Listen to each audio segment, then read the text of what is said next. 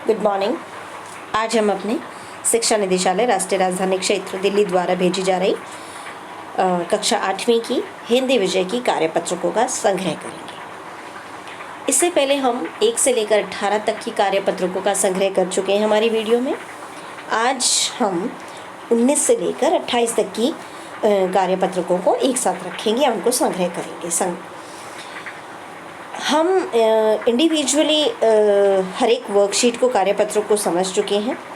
यहाँ हम केवल इनका संग्रह कर रहे हैं। पाठ हमारा जहाँ पहिया है, गद्यांश और गद्यांश पर आधारित सवाल। पहला सवाल, आपके विचार से सामाजिक आंदोलन किसे कहेंगे? दूसरा, उन जंजीरों को तोड़ने का जिनमें वे जकड़े हुए हैं कोई ना कोई तरीका लोग निकाल ही लेते हैं। आपके विचार से लेखक जंजीरों द्वारा किन समस्याओं की ओर इशारा कर रहे हैं? अगला सवाल, पुडुकोट्टई स्थान का वर्णन पाठ में क्यों किया गया है? चौथा, साइकिल चलाने से जमील बीवी और पुडुकोट्टई की महिलाओं को आज़ादी का अनुभव क्यों होता होगा? पांचवा गतिविधि है ये, साइकिल चलाने के क्या क्या फ़ायदे हो सकते हैं, सूची बनाइए। ये हमारा हमारे सवाल और ये हमारा गद्यांश। फिर हम चलते हैं अपने कार्यपत्रक 20 पर।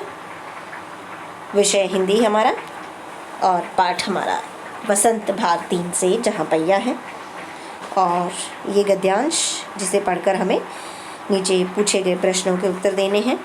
पुडुकोट्टई जिले में साइकिल का इस्तेमाल कौन कौन सी महिलाएं करती हैं?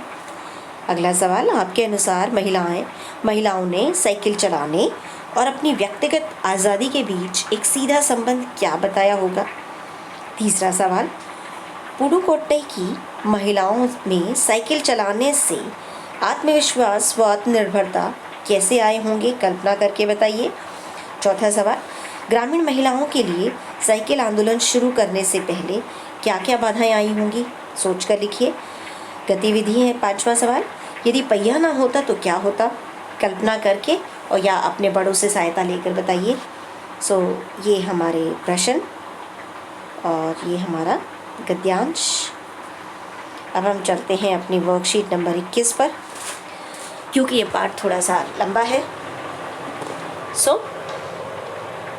जहाँ पहिया है, कार्यपत्र 21। पहला सवाल इस गद्यांश पर आधारित, साइकिल प्रशिक्षण शिविर में क्या क्या होता था?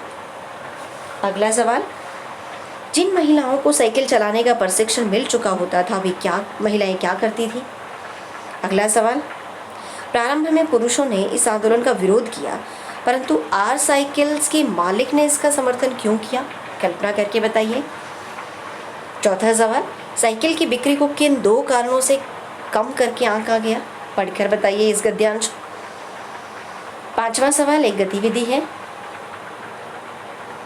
और महिलाओं का गांव में साइकिल चलाना किस प्रकार का परिवर्तन ला सकता है, कल्पना करके या अपने से बड़ों से आप सहायता ले सकते हैं। ये हमारे कार्यपत्रक 21। अब हम चलते हैं अपने कार्यपत्रक 22 पर, जहाँ पहिया है, ये इस पाठ का गद्यांश और ये हमारे सवाल। पहला सवाल, साइकिल चलाने से महिलाओं को कौन कौन से लाभ हुए? अगला सवाल, साइकिल को विनम्र सवारी क्यों कहा गया है, कल्पना करके लिखिए। तीसरा, आपके विचार से लेखक ने इस पाठ का नाम जहाँ पहिया है क्यों रखा, पाठ का नाम क्यों रखा, ये समझाइए। चौथा सवाल, जो कि एक गतिविधि है, जिस प्रकार से साइकिल को सीखने से ग्रामीण महिलाओं को काफ़ी लाभ हुए, उसी प्रकार से ऐसे किसी अन्य कौशल के बारे में लिखिए जिसको सीखने से ग्रामीण महिलाओं को काफ़ी लाभ हो सकता है और कैसे। ये हमारा गद्यांश।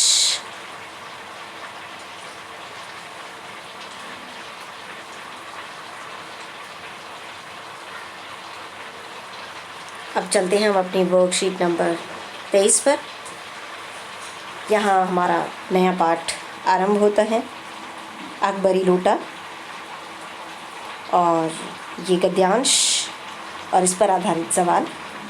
लाला झाऊलाल की आर्थिक स्थिति कैसी थी बताइए। लाला झाऊलाल की पत्नी ने उनसे कौन सी मांग पेश की थी। तीसरा सवाल, लेकिन मुझे इसी ज़िंदगी में चाहिए, अजी इसी सप्ताह में ले लेना। सप्ताह से आपका तात्पर्य 7 दिन से है या 7 वर्ष से।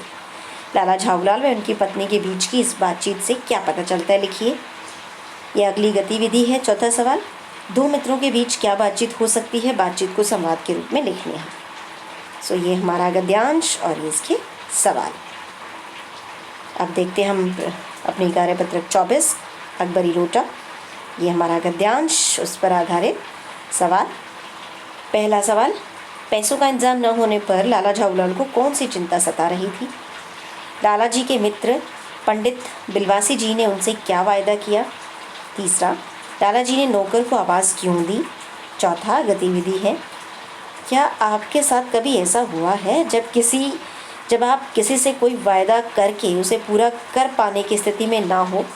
अपना अनुभव यहाँ पर हमें लिखना है। अब देखते हैं हमारी वर्कशीट नंबर 25 अकबरी लोटा और हमारे लेखक अन्नपूर्णानंद वर्मा। ये गद्यांश और इस पर आधारित सवाल। लाला झाऊलाल ने लोटा पसंद न होते हुए भी पत्नी से क्यों ले लिया। आपके विचार से बुजुर्गों ने पानी पीने के संबंध में क्या क्या नियम बनाए हैं। तीसरा, आप न्यूटन के नियमों के विषय में क्या जानते हैं, लिखिए। चौथा गतिविधि है, क्या आपकी रसोई में कुछ ऐसे बर्तन हैं जो आपको नापसंद हैं। बर्तनों के नाम के साथ उनके नापसंद होने के कारण भी लिखने हैं। सो ये हमारी 25वीं वर्कशीट थी। अब हम देखते हैं हमारी 26वीं वर्कशीट अकबरी लोटा गद्यांश और ये हमारे सवाल। पानी का लोटा नीचे गिरने पर लाला झाऊलाल की क्या स्थिति हुई, कल्पना करके लिखिए। दूसरा, लोटा नीचे जाकर किस पर वह कैसे गिरा था, पढ़कर उत्तर लिखिए।